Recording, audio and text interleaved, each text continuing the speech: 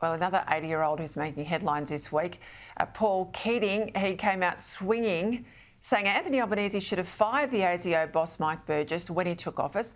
And he also had a crack at Penny Wong.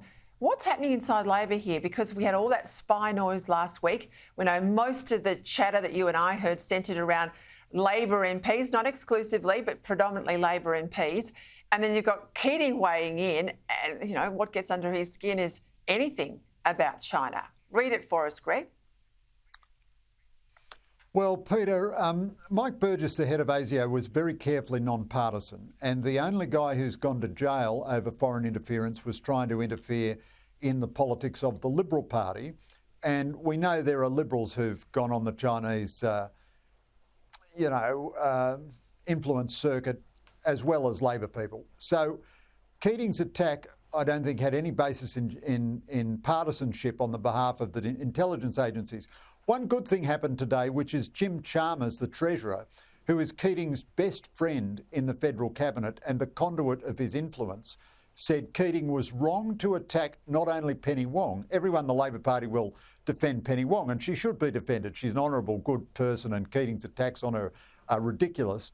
But Chalmers also defended Mike Burgess, and he said very clearly and explicitly, Keating is absolutely wrong to attack Burgess, and I think Burgess is a first-class person, and I stand by him 100%. Now, Albanese should have said that, but it's good that Chalmers said it.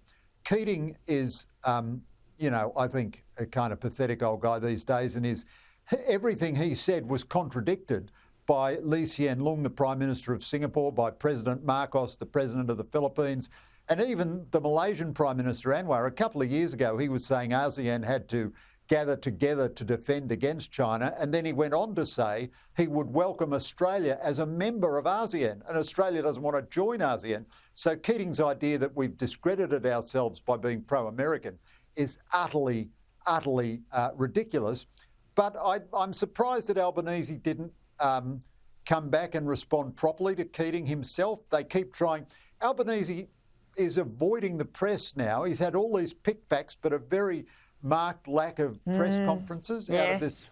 I used to cover ASEAN conferences for a living, and this has got to be the smallest number of press conferences I've ever seen at an ASEAN conference. He didn't respond to Keating, just like he didn't respond to the Chinese attack on our sailors at a previous international summit. And I don't think you win a foreign policy debate by curling into a fetal position and hoping nobody attacks you. And if he smacked Keating around a little bit, everybody would love him. He'd look like a strong, determined Prime Minister, instead of which he allows these bizarre and ridiculous and utterly ill-informed Keating attacks to just roll on. And, it's just that people feel a bit chivalrous about Penny Wong is the only reason that anybody in Labor responds to Keating.